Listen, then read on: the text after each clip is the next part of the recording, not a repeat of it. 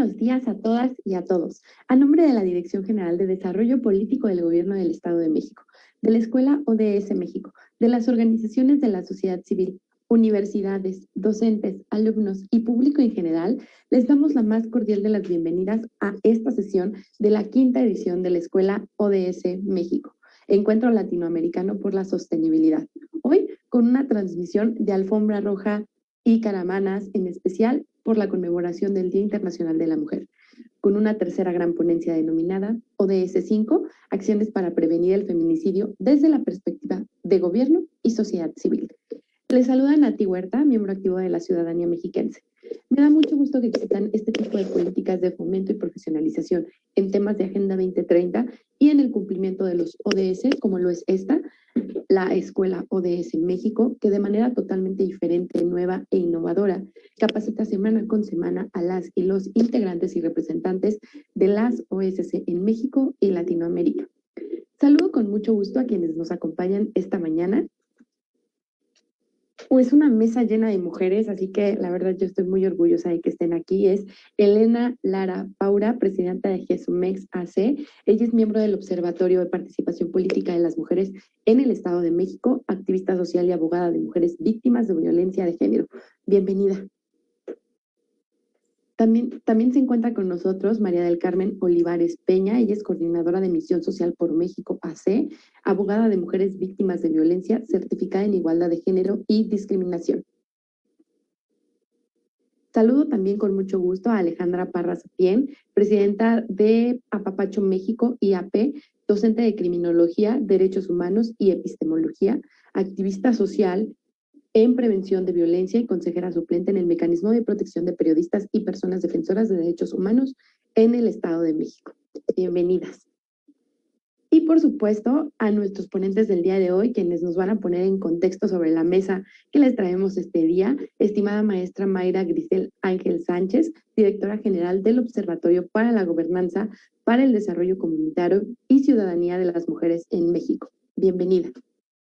Y finalmente, el doctor Rafael Chacón Villagrán, él es doctor en Derecho del CECIJUC, miembro de la Red Latinoamericana Latin Luris, maestro por la Universidad Nacional Autónoma de México con estudios de diplomado por la Universidad de Harvard y el Centro de Investigación y Docencia Económicas, CIDE. También sean bienvenidos y gracias de verdad por aceptar esta invitación en un día tan especial y con mucha fuerza como lo es este.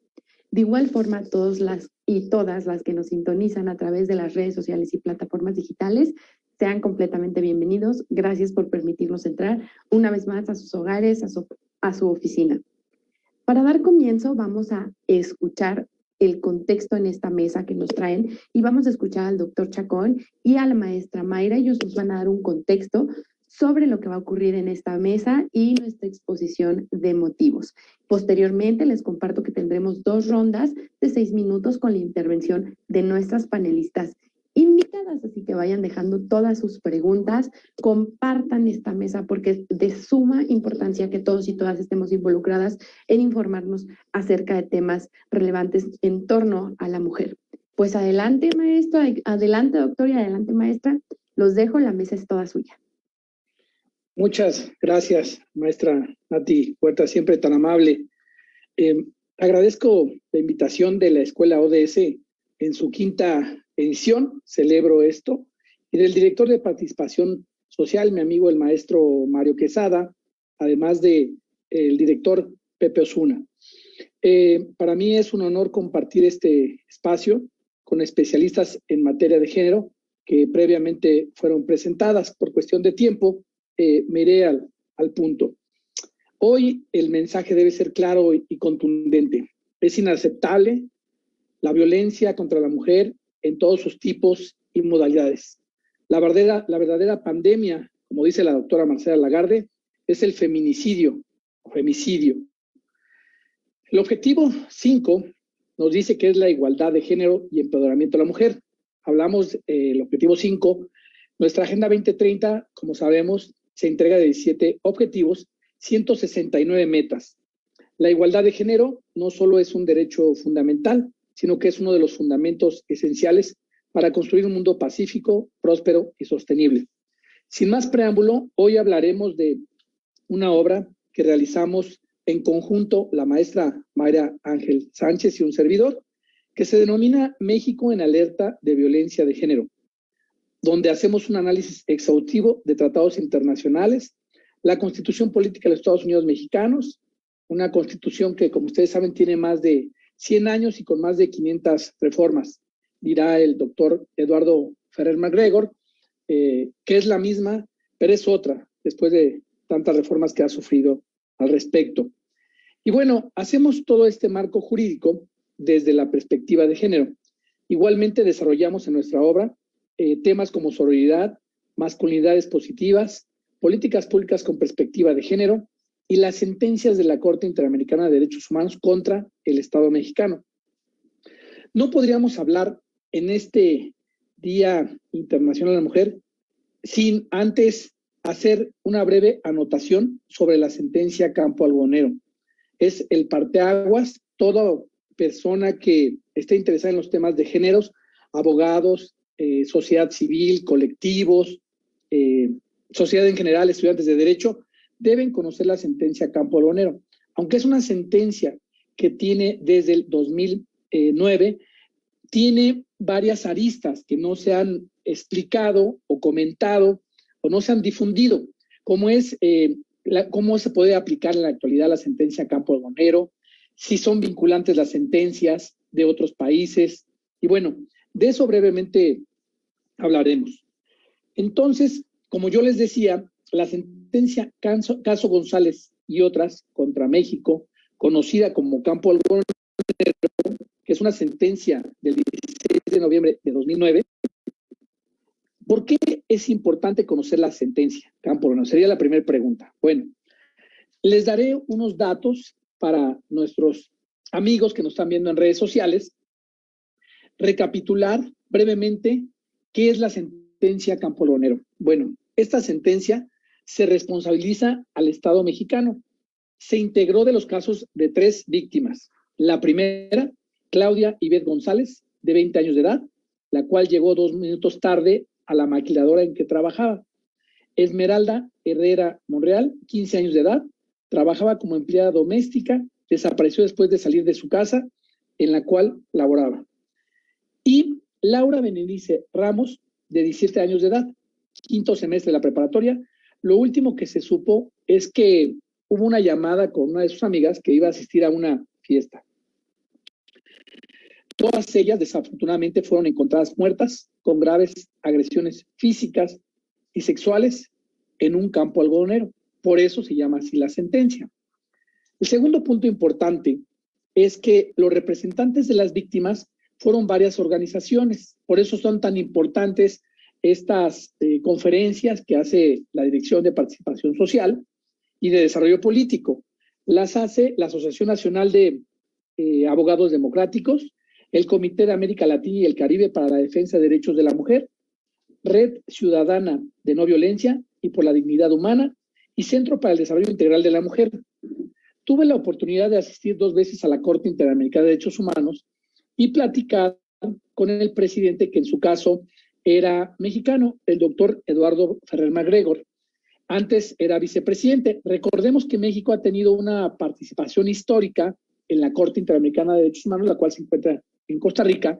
¿Y por qué es tan importante la Corte Interamericana de Derechos Humanos? Bueno, después de la reforma de 2011, de 6 de junio y 11 de junio a nuestra Carta Magna, es considerada la reforma más importante a nuestra Constitución en materia de derechos humanos. Esto se desprende de la sentencia Caso Radilla Pacheco, que será un tema que abordaremos después.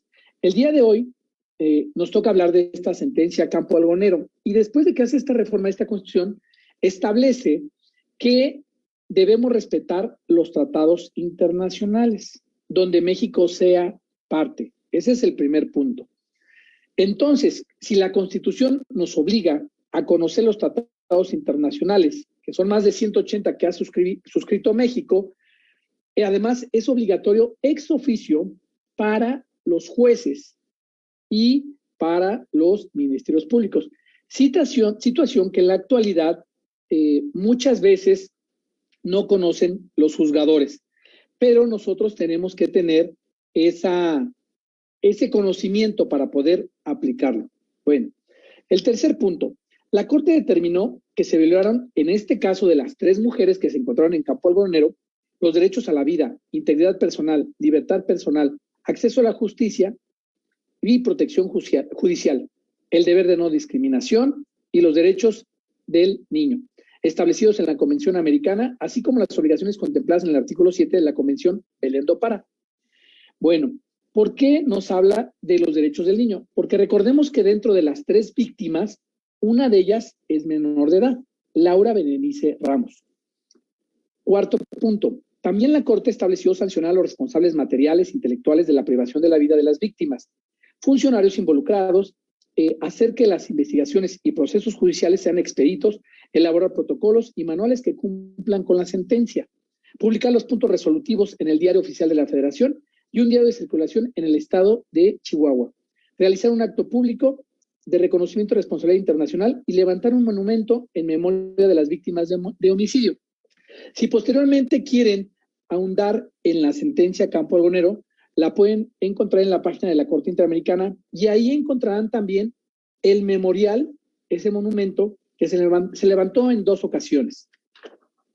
Bueno, en el mismo sentido, quinto punto, en esta sentencia, que son más de aproximadamente 400 hojas, se otorga una remuneración por lucro cesante, que consistió en las siguientes cantidades que el Estado debía otorgar. Se los voy a decir de manera general y obviamente está desglosado en toda la familia. Esmeralda Herrera Monreal, $145,000. Claudia Ivette González, $134,000. Y Laura Berenice Ramos, $140,000. Les comentaba que tuve la oportunidad de estar con el presidente de la Corte Interamericana de Derechos Humanos y pues yo le preguntaba que por qué no se había dado cumplimiento en su totalidad a esta sentencia, además de que fue del 2009. Bueno, en todos los países que han firmado que son vinculantes las sentencias de la Corte, la mayoría la ha cumplido en un 70-80%. Y esta es una cuestión donde también hay una presión por parte del Fondo Monetario Internacional. De hecho, cuando se han celebrado algunas reuniones en la Corte Interamericana, los familiares de las víctimas se han presentado para que se dé cumplimiento. ¿Y por qué es tan importante esta sentencia? Bueno, porque realmente a partir de esta sentencia de Campo Algodonero, cuando se da la alerta de género en el Estado de México, y recordemos que hoy más de la mitad de los estados, de las entidades de nuestro país están en alerta de género.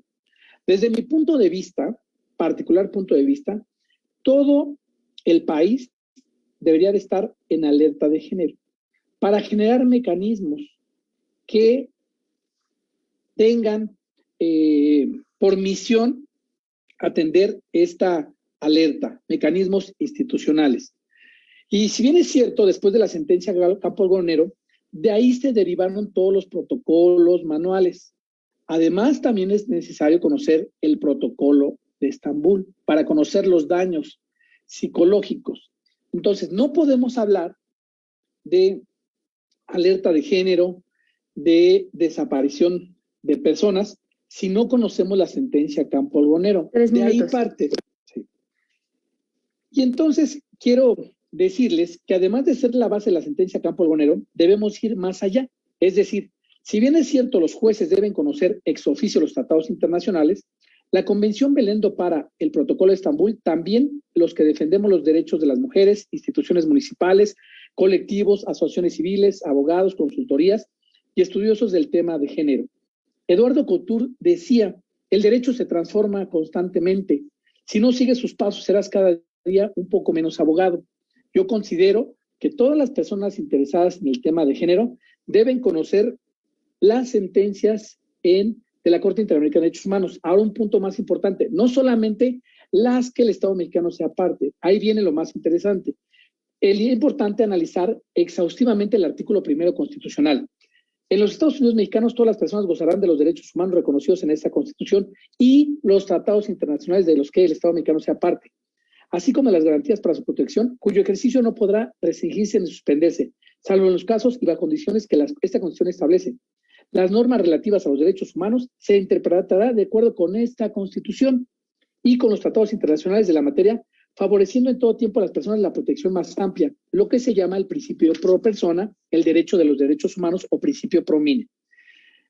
A manera de conclusión, lo más importante es conocer esta contradicción de tesis 293-2011, que nos dice que las normas contenidas en tratados internacionales de los que el Estado mexicano sea parte, que reconocen derechos humanos, tienen la misma fuerza normativa que las normas contenidas en la Constitución Política de los Estados Unidos Mexicanos, que reconocen esas prerrogativas fundamentales y que cuando en la Constitución haya una restricción expresa al ejercicio de los derechos humanos, se deberá estar a lo que indica el texto constitucional.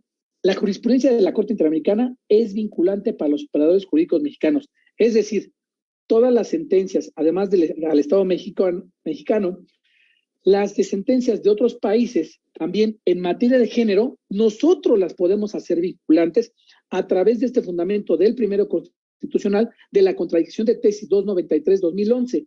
Y yo les quiero compartir finalmente que es importante conocer la sentencia del caso Miguel Castro contra Perú, porque fue la primera en que la Corte Interamericana de Derechos Humanos comenzó a utilizar la perspectiva de género, en 2006. No podemos hablar de perspectiva de género sin conocer esta primera sentencia. El caso Hellman contra Uruguay, es importante analizar esta sentencia respecto a las violaciones de derechos humanos por lo que se refiere al Plan Cóndor. Cierro mi intervención.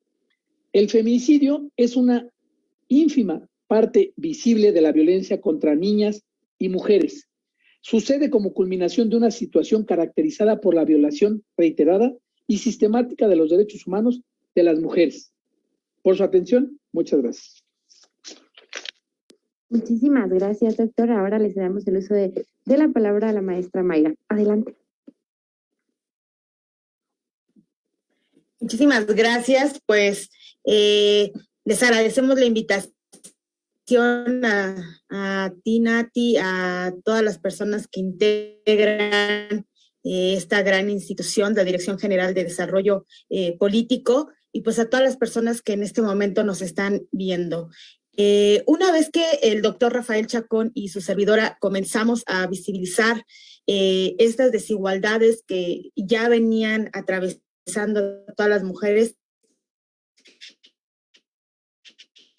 y que además cuando escribimos las acciones que teníamos que implementar desde la administración pública, pues eran de las cuales ya estaban derivadas del mecanismo, ¿no? De este mecanismo de alerta de violencia de género, que si bien fue el mecanismo por la alerta de violencia por feminicidio, ahora recordemos que el Estado de México tiene la doble alerta por desaparición, que también es algo que nos tiene muy consternadas, y que las acciones que implementamos en ese momento desde la administración pública municipal, pues eran las acciones de las cuales no se tenía ningún recurso, ¿no? Ahora el Congreso local ha etiquetado y etiqueta este recurso para los 11 municipios con alerta de violencia de género por feminicidio y por desaparición.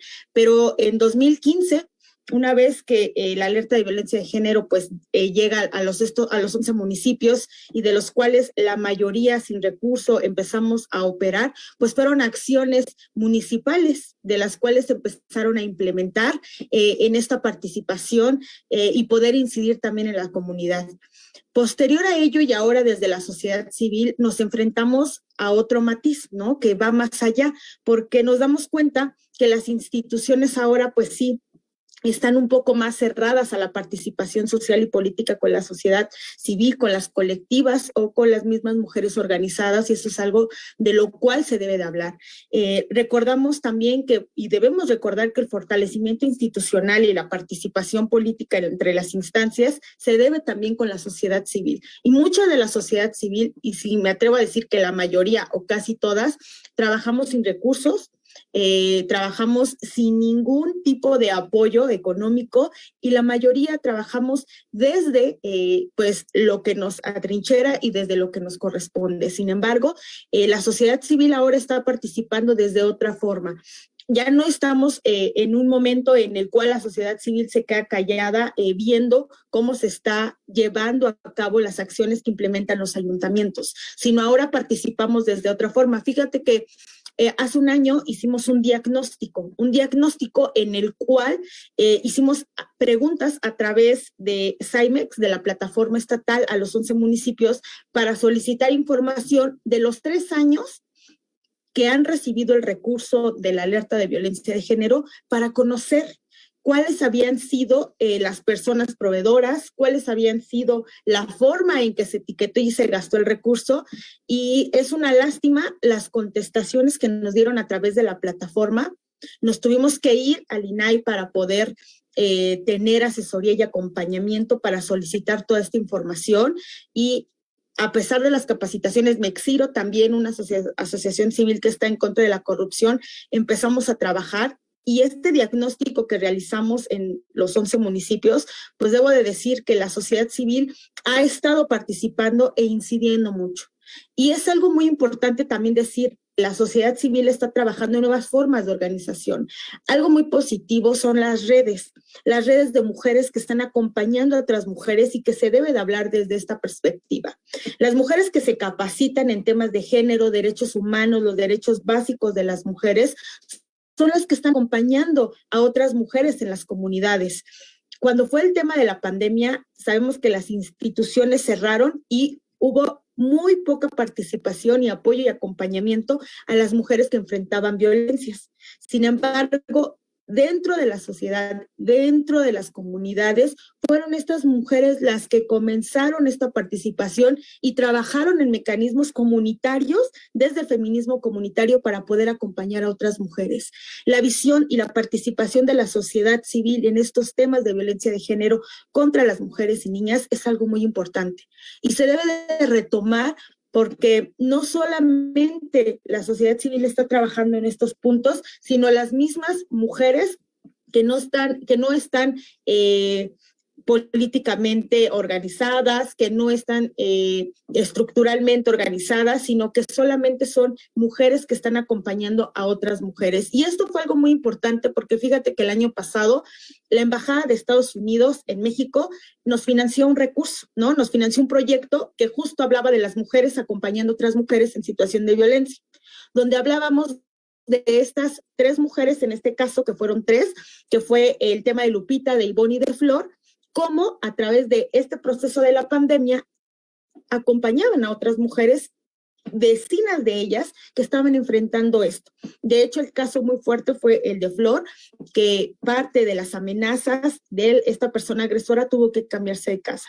Entonces, este corto documental nos permitió trabajar en las comunidades y ver que la participación política y social de las mujeres está avanzando y que se requiere el apoyo de las organizaciones y también de la administración pública para poder avanzar en este problema que nos aqueja a todas y todos. Y para ir cerrando y dejarle el uso de la palabra a mis compañeras, es muy importante mencionar que en estos tiempos de incidencia, de participación y de poder trabajar de la mano, es importante el reconocimiento de las mujeres que están allá afuera.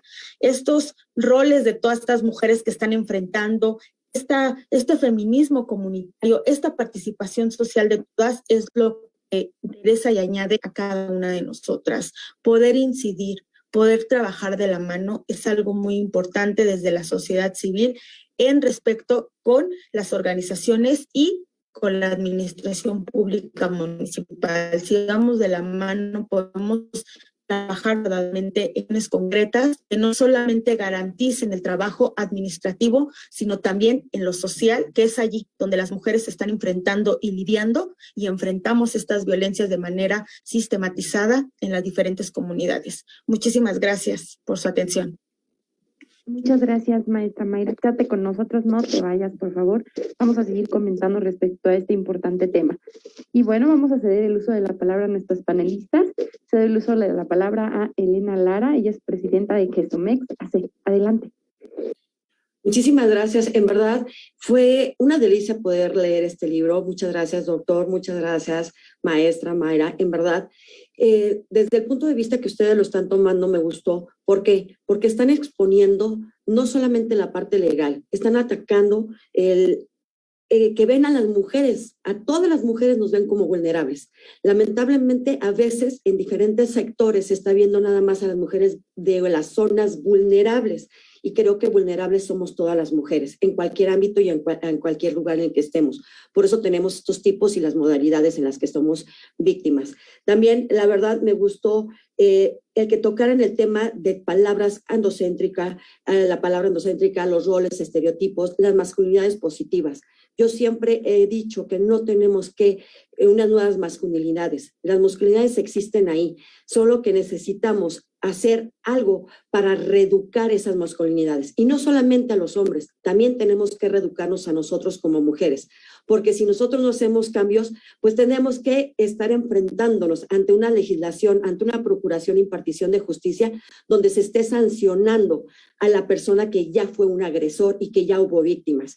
Yo creo que la parte más importante que tenemos que ver aquí es buscar la forma de erradicar y prevenir que haya víctimas, no tanto estar buscando que los legisladores y que los procuradores y jueces estén impartiendo una justicia con perspectiva de género. Tenemos que vigilar, como ustedes están poniéndolas en acciones que deben de hacerse en los municipios, para que haya un cambio, para que haya una real seguridad, para que sepamos y estemos conscientes todas las mujeres de lo que son las violencias que estamos viviendo las mujeres. Como lo ponen ustedes y lo dejan plasmado en el libro, en Enderi tenemos estas encuestas que nos demuestran que la mayoría de las mujeres no están buscando apoyo, no saben ni siquiera que son violentadas, porque estamos normalizando una violencia. Y esas violencias que estamos normalizando las estamos llevando en tradición hasta nuestros hijos. Y nuestros hijos están generando esos comportamientos. La verdad, me gustó muchísimo. Yo lo leí, me lo mandaron el libro y yo creo que lo terminé hasta que no me levanté hasta que lo terminé, aún y cuando conozco todas las sentencias, porque soy maestra en género, derecho y proceso penal y obviamente estuvimos analizándolas, pero ustedes lo hacen muy digerido. Lo que acaban de comentar, es muy importante la gobernanza participativa que tanto nos está también plasmando nuestro amigo Mario Quesada, ¿no? Tenemos que participar sociedad y gobierno. En este periodo de pandemia nosotros tuvimos muchos problemas porque no había las instancias correspondientes para poder dar el acompañamiento ya jurídico, legal que se necesitaba. Entonces, ¿qué hicimos la sociedad civil? Pues nos estuvimos hermanando más. Oye, yo tengo este caso, ¿me ayudas? Vamos acá, vamos allá. Y creo que entre todas nos empezamos a conocer colectivos, sociedad civil, asociaciones civiles, y creo que logramos ese afidamento, esa sororidad que debe de llegar a más. Qué bueno que nombró maestra Mayra lo de que estamos alerta feminicida y alerta de desapariciones. Tenemos 11 y 7. Lo que usted acaba de decir también en cuestión de lo que han etiquetado los presupuestos, lamentablemente yo también hice una investigación y en transparencia me di cuenta que muchos de esos municipios que se les dio ese recurso y se les etiquetó, lo regresaron porque no supieron qué acciones tenían que hacer. Qué lamentable que tenemos ese recurso y no se está aplicando de forma correcta. En el libro ustedes también tocan que se debe de dar capacitación a las personas de niveles altos, niveles superiores, a los gobernantes, porque lamentablemente no saben qué es violencia de género, no saben que violencia de género no nada más estamos hablando de la violencia a las mujeres por parte de una pareja, sino que también tenemos por parte de los hospitales, del funcionario, los maestros. Qué lamentable que tampoco no entendamos en México todavía que no solamente somos víctimas las mujeres de la pareja, sino que también de los hermanos, de los tíos, que uno de los lugares más vulnerables para las mujeres, los niños y las niñas, son los hogares de las familias. Es muy preocupante ver que no se conoce por qué estamos hablando del patriarcado, el campo algodonero. Efectivamente, yo estuve en Chihuahua en ese tiempo. Fue muy difícil ver cómo la actuación de los policías, de los ministerios públicos fue tan precaria y que sigue siendo en todo el país, porque no se está llevando a cabo todos los protocolos. Es muy raro que se aplique el protocolo de Estambul. Es rarísimo. Yo he estado en muchos lugares y he estado pidiendo eso. Y yo les pediría que viéramos también a las mujeres que están en los centros penitenciarios. Se les está vulnerando sus derechos. A ellas nadie las voltea a ver. Y ni siquiera se sabe si realmente fueron sentenciadas porque cometieron un ilícito. Hay muchas que no cometieron un ilícito. Hay muchas que tienen, que no saben leer, que no no escriben y les dicen firma y firman porque no saben lo que están haciendo y son sentenciadas y ahí estamos vulnerando todos sus derechos. Yo estoy trabajando en esta parte y en verdad yo les pediría que viéramos también cómo podemos ocupar todo lo que ustedes están viendo y todo lo que estamos viendo aquí en desarrollo político, cómo podíamos canalizar para que realmente no se nos sigan vulnerando los derechos y todo lo que está en los artículos primero, en el 20 constitucional, en los 200 tratados que hemos ratificado como país México, que se supone que nosotros con el principio pro persona y con todas las contradicciones deberíamos de estar aplicando y no se están aplicando. Que veamos esa situación para que así tampoco no estemos vulnerando, porque los derechos humanos de las mujeres, de los niños y las niñas se siguen vulnerando. Muchísimas gracias. Muchísimas gracias a ti, Elena. Lo que comentas nos da y nos revela una realidad que seguimos viviendo y que también hay gobiernos que no están dispuestos a que cambie. Es muy fuerte cómo seguimos luchando porque se rompan todo este tipo de barreras que, como bien lo mencionas, a veces ni siquiera es una cuestión de voluntad, sino de que se tiene que hacer. Ya lo estamos exigiendo a que se haga. Muchas gracias por tu participación. Quédate con nosotros todavía y ahora voy a hacer el uso de la palabra a María del Carmen Olivares. Ella es coordinadora de Misión Social por México, ACE. Adelante. Hola, ¿qué tal? Buenos días. ¿Sí me escuchan? Sí, ok. Bueno, pues antes que nada, un saludo a toda la audiencia, redes sociales y sobre todo a la Dirección General de Desarrollo Político por la oportunidad que nos está brindando a la asociación que es Misión Social por México. Yo quisiera abrir mi participación, diciendo que esto más que una investigación es una realidad que se vive en todo México, ¿no? Es una realidad en nuestro país. No es posible que diariamente sean 10 feminicidios, o sea, no es posible que haya ahorita tantas entidades federativas con esta estadística tan alta, ¿no? No es posible que también, el Estado de México tenga doble alerta de género por esta situación. Más que una investigación, pues sí, o sea, es más que la estadística, ¿no? Nosotras no quisimos nacer siendo mujeres y ya por ese simple hecho de ser mujeres, pues ya somos vulnerables, ¿no? ¿Cuántas de nosotras hemos pasado por esa situación de violencia? Yo cuando hago, por ejemplo, reuniones con mis amigas o simplemente con la familia, ¿a cuántas de nosotras no nos ha pasado, no? O sea, es inaudito que, o sea, no hay ni una sola mujer que haya vivido situación de violencia. O sea, no me cabe en la cabeza, ¿no? Apenas en nuestra asociación llegó una mujer diciendo que, preguntando si la violencia psicológica era, pues era condenada, ¿no? Y nosotras nos quedamos así como de, pues claro que es condenada la violencia psicológica, claro que sí, por ahí empieza todo el tipo de violencia, ¿no? No es posible que haya personas que todavía no tengan como esa pues sensibilidad. Ahorita estaban hablando de las cuestiones jurídicas, ¿no? Hay personas que todavía no tienen como ese acceso a situaciones de justicia legal, justicia de género, o sea, no es posible. Sí, es muy importante que también hablemos acerca de las políticas públicas. Las políticas públicas, pues es algo muy, muy importante. Necesitamos que cada vez las mujeres y las organizaciones con pensamientos a lo mejor feministas y también, o sea, las mujeres de América Latina, simplemente de México, participen de forma sistemática en estas políticas públicas, que sean productivas, que sean un desarrollo sustentable. Necesitamos paz, necesitamos igualdad de género. ¿Por qué? Porque esto tiene que ser sostenible, ¿no? Es un llamado a poner, a hablar acerca también de los gobiernos, bueno, que se hable también de la sociedad, ¿no? O sea, la sociedad tiene también que hacerse consciente de que efectivamente existe una violencia y que sí, o sea, que todos somos responsables, ¿no? O sea, que tampoco se lo dejemos al gobierno todo, ¿no? ¿Por qué? Porque como decía bien Elena, todo empieza desde casa, ¿no? O sea, todo, o sea, la violencia empieza desde casa, desde que si tu primo, desde que si tu hermano, desde que si tu papá, desde que hasta nosotras mismas como mujeres, ¿no? Entonces, sí, yo quisiera hacer un llamado a toda la sociedad en conjunto, o sea, llámese gobierno, llámese pues familia, llámese hombres, llámese mujeres, porque sí, porque sí tenemos como responsabilidad, o sea, responsabilidad en todo lo que pues nosotros pues llamamos violencia. Muchas gracias.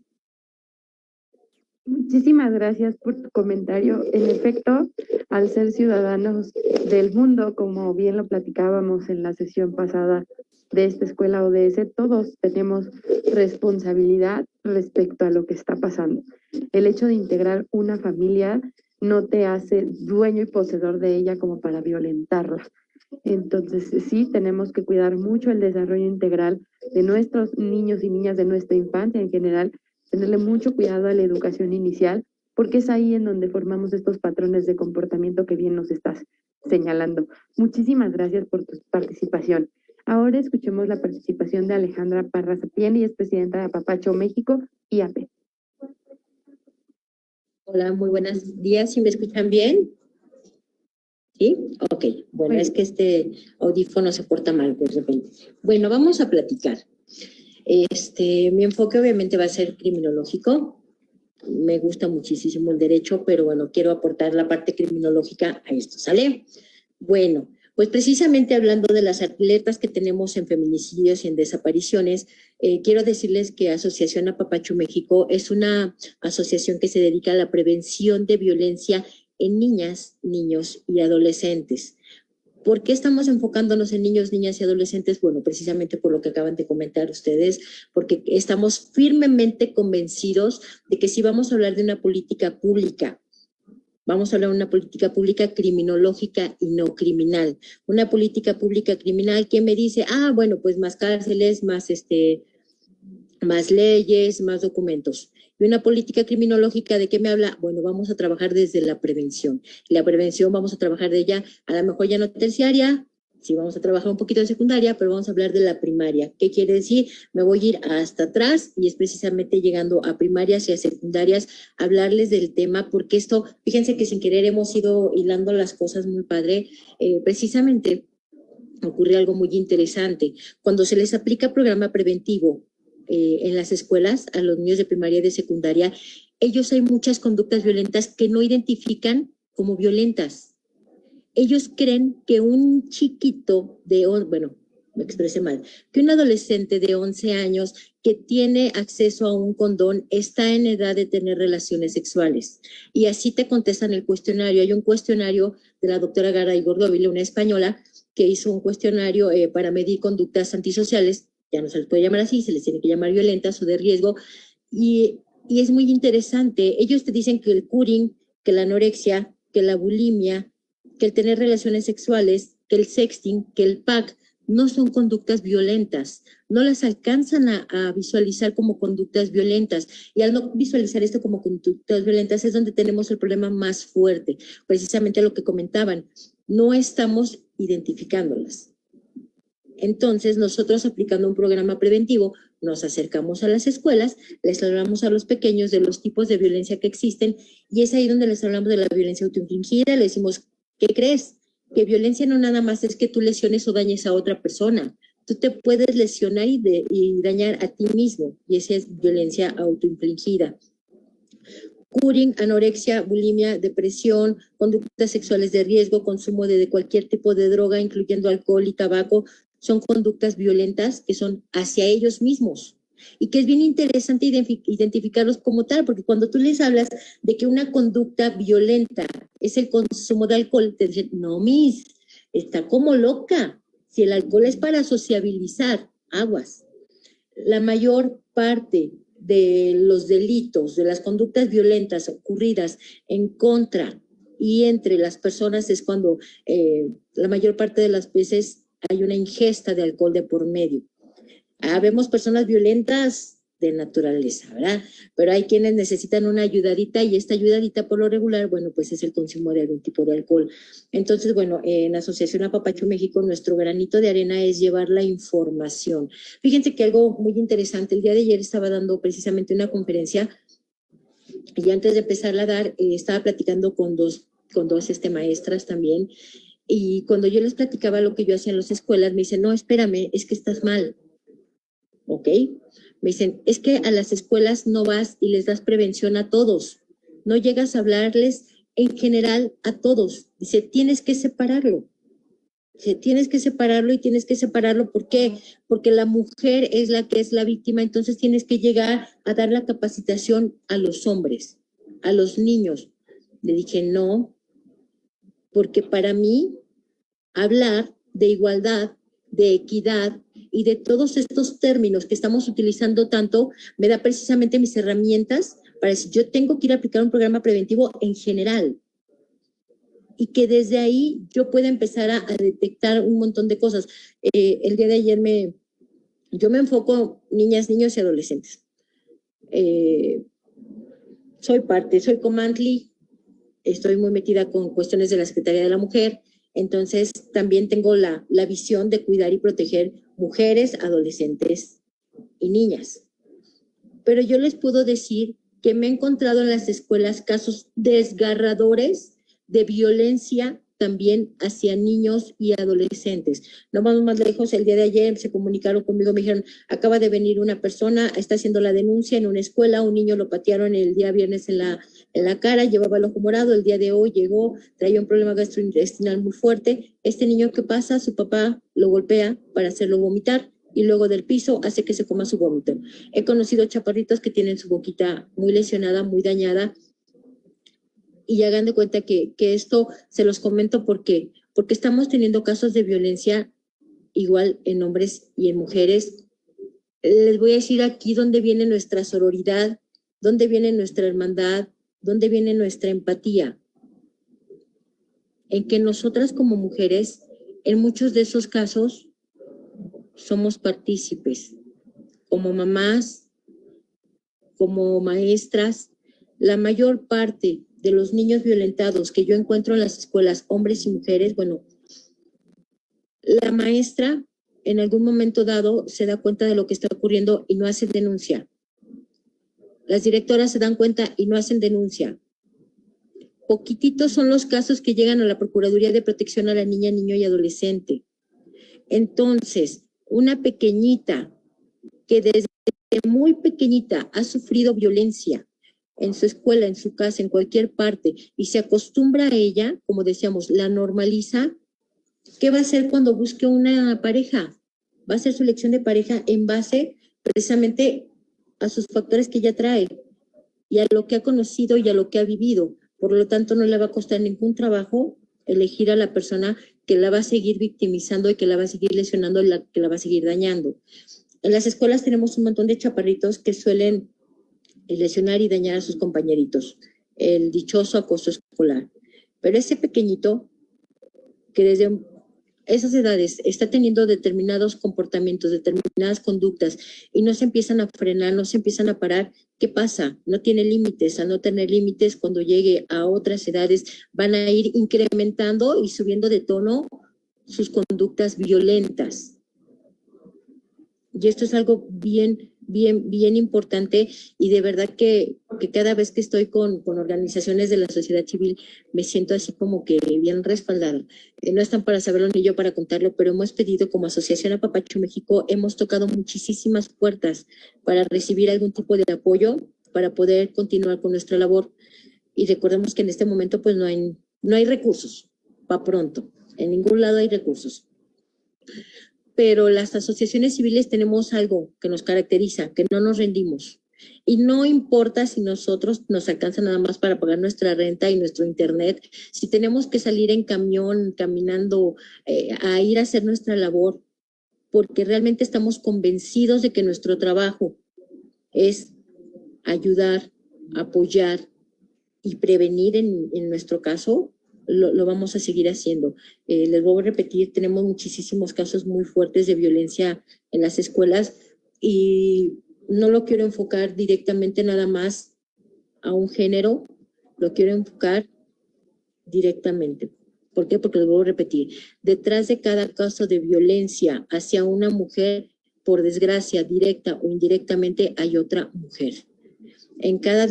Detrás de cada caso de violencia hacia un niño, un adolescente, un adulto mayor, porque a mí me saltan mucho los adultos mayores, también tenemos muchísimos casos de violencia en adultos mayores, siempre también hay una mujer. Entonces, cuando nosotras queremos ser sororas y empáticas y realmente crear una hermandad bien bonita, vamos a protegernos a todos, hombres, mujeres, niños, niñas, ancianos, capacitados, discapacitados, vamos a cuidarnos a todos. Sabemos que tenemos nosotros esta cuestión de la oxitocina al 200% en nuestro cerebrito dándonos vuelta y que por eso amamos con tanta fuerza a nuestros familiares y a nuestros conocidos. Vamos a utilizar esa oxitocina también para ser súper empáticos, no nada más con un grupo vulnerable, sino con todos los grupos vulnerables. No sé si me queda tiempo o ya me lo acabé. Ya estamos en tiempo. Ok, eso era algo que quería comentar. Has dicho algo que es muy importante. La violencia no tiene género, nos sigue pegando en nuestras infancias. Qué impactante es lo que nos acabas de compartir. ¿Cuánto sufrimiento debe existir en el mundo como para que sigamos normalizando la violencia? Como para que creamos que el que te violenten es sumamente normal y no tengas que decirlo, no tengas que hacerlo visible. Y qué normal también estamos viendo el tema de que entre compañeros infantes se estén bulleando y se estén maltratando y se estén golpeando y que aparte de todo, como padres de familia, como madres de familia, no estés dispuesto a hacer algo. Es muy fuerte la situación de la violencia en la mujer, en las infancias, en general en la sociedad. Hay que empezar a tomar cartas en el asunto como bien nos los has compartido. Vámonos rápido a la sección de preguntas y respuestas. Esta es una mesa que me ha movido bastantes cosas, que me encantaría pudiese durar más, sin embargo el tiempo apremia. Para la sección de preguntas y respuestas participaremos los 5 panelistas para que me puedan apoyar. La primera pregunta dice, ante los índices en aumento de mujeres y niñas asesinadas, ¿consideran que el tipo penal del feminicidio aún es susceptible de ser optimizado? Quien guste contestar, solo levante su mano. ¿Nadie? ¿Seguros? ¿No? Adelante. Bueno, como les había comentado, soy criminóloga. Entonces, desde mi perspectiva, desde mi visión, lo que yo les había comentado es que creo que hemos visto que más años de cárcel no nos sirven. Más cárceles no nos sirven. Más jueces tampoco nos sirven. Lo que nos sirve es realmente empezar a trabajar desde la prevención, como ya se los había comentado, directamente llevar la información a los niños, a las niñas, de cómo deben de cuidarse. Algo bien interesante, recuerdan que hace tiempo cuando estábamos nosotras más pequeñas te enseñaban y te decían, si te pierdes tienes que hacer esto, si no te mueves, de ahí no te mueves, yo voy a regresar por ti. Te metes a una tienda, vas a hacer esto, tu palabra clave es esta, para cuidarte. Pero actualmente los niños, si tú les preguntas en una escuela cuáles son las indicaciones que han recibido por si se pierden, por si se retrasan, por si no llegan por ellos, no saben qué hacer. En cuanto al feminicidio, yo creo que es importantísimo empezar a prevenirlo, como decían, sí, desde casa, y aparte nosotros en nuestras redes estar duro y dale. Y no te debe de importar si una mujer desapareció, si una niña, si una jovencita desapareció para irse con su novio. Ese no es asunto tuyo. Lo que es asunto tuyo es que es un ser humano que el día de hoy estaba en su casa y al rato ya no estuvo. Entonces vamos a buscarlo, vamos a encontrarlo, que regrese a su casa. Y lo que haga o deje de hacer con su vida personal cada persona es asunto de ella. No podemos seguir satanizando a las mujeres que si iban con minifalda, que si se portan mal casi, que si sus costumbres, que si no, o sea, olvídate, nadie tiene por qué perder la vida por el hecho de ser mujer, así como nadie tiene por qué desaparecer, o sea, no.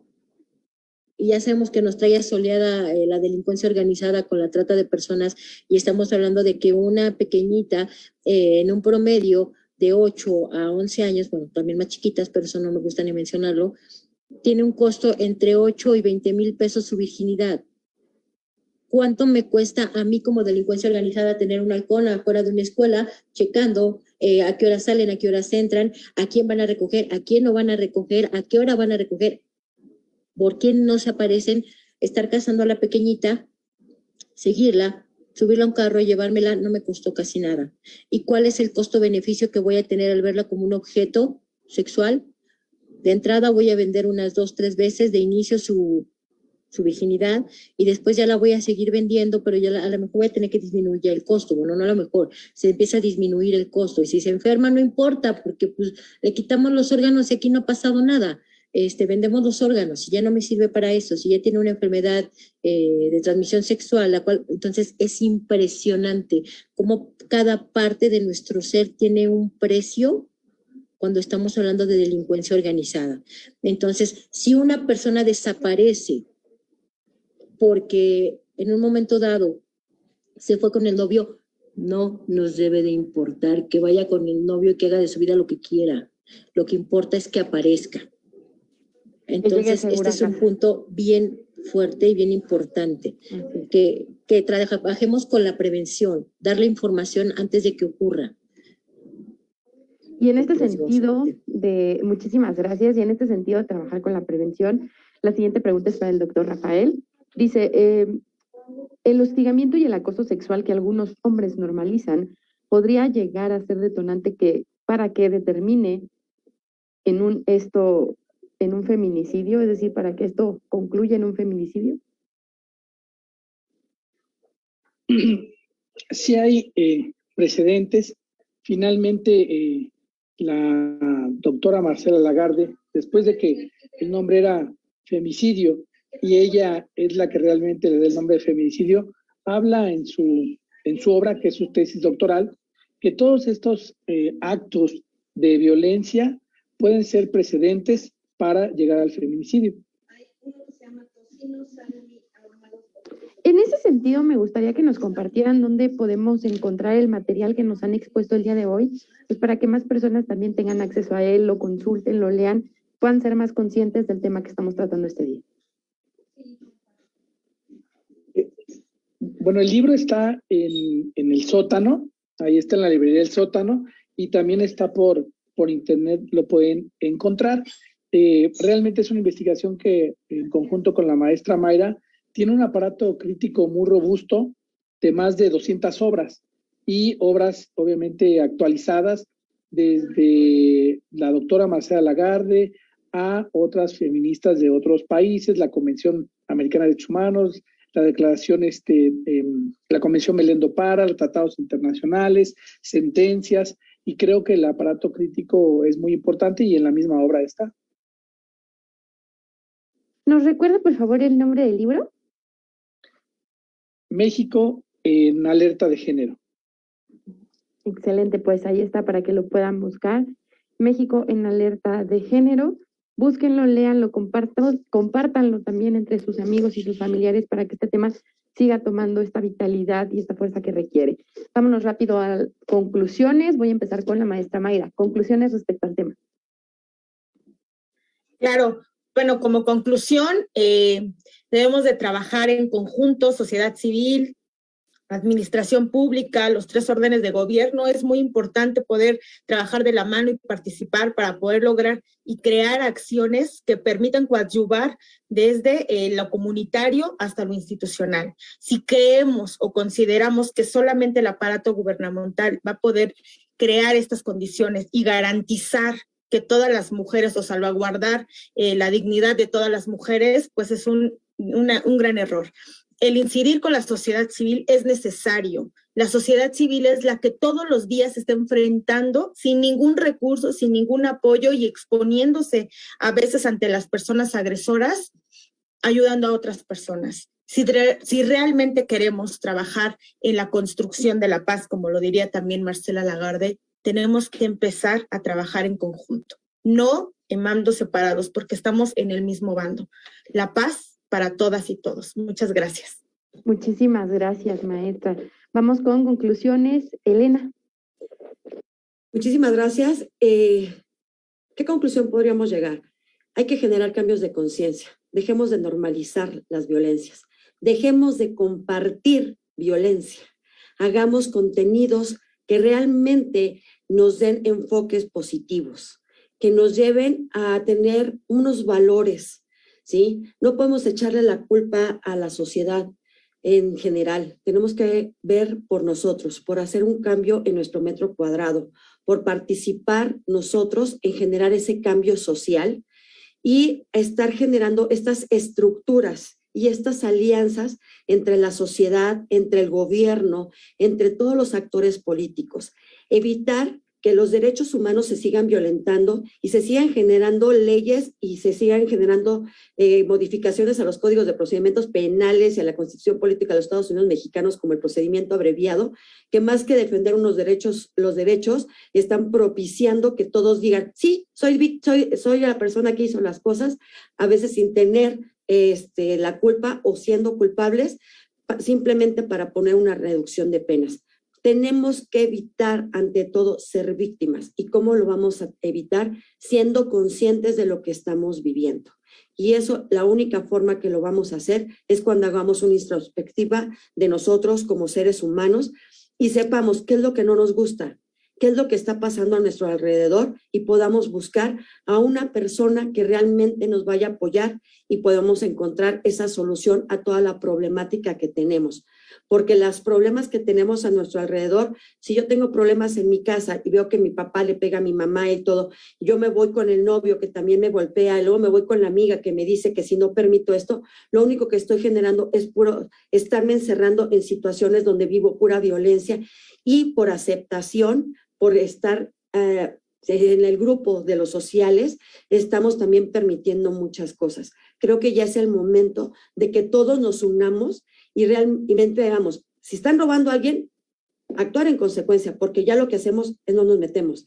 Si oímos que a la vecina le están pegando, pues sube a la televisión, pero no denuncies. ¿Y qué pasa? Si nuestra familia también está oyendo esto y ve las situaciones, pues van a seguir actuando así. Nosotros tenemos que corregir todos esos caminos, construir esa paz que no es nada más la palomita blanca, sino que realmente hacer cambios en nuestra estructura personal, social, en nuestro entorno, para que podamos vivir más tranquilos. Para mí, el que haya las alertas de género, que bueno, son respuestas a una situación que ya estamos viviendo. Pero en verdad, yo quiero que ya no haya ni una más. Yo quiero que no haya ni un niño violentado. Como lo dijo la maestra también, los niños son violentados muy feo, pero con eso de los roles, estereotipos y paradigmas que les ponemos de que el niño no llora, no lo dicen y no saben ni hablan con ellos, que también ellos pueden ser violentados, que no deben de ser tocados, que son violados, y muchos niños no saben que son violados, porque su conciencia todavía no lo alcanza a percibir. Muchas gracias por este tiempo, que se sigan haciendo más, pero que realmente tomemos ya a las cosas hay que nombrarlas como se llaman. Y si nosotros no la visibilizamos, vamos a seguir teniendo violencias. Gracias a todos y en verdad me encantó el libro. En efecto, si no lo visualizamos como es, vamos a seguirlo normalizando. Conclusiones, Carmen. Claro, pues quisiera cerrar diciendo en que las políticas públicas, bueno, pues sí son muy importantes y más en este tema, ¿no? Yo hablaría más por reconstruir una sociedad, hacer políticas públicas sostenibles, hablando en un cierre de brechas y prevención y manejo de conflictos, bueno, pues en este caso de género, generar conciencia, una conciencia social, una construcción también de paz, Bueno, pues no ser cómplices, ¿no? Porque pues todo comienza pues desde nosotros mismos, desde nosotras como mujeres, hacia mujeres, y bueno, pues hacia toda la sociedad. Muchas gracias. Alejandra, rapidísimo, conclusiones. Ay, qué mala. Carmen, te platico que ya hice una política pública muy buena y me la robó una diputada mujer. Pues compártela, compártela con nosotros también. No, ya me la robaron, ya la presentaron. Oh. Bueno, rapidísimo. En cuanto al feminicidio y las desapariciones, en todas las investigaciones y todos los logros, todos los casos que logran realmente dar solución, la mayor parte de las veces, igual que con el abuso sexual infantil, igual que con otros muchos delitos, es una persona conocida.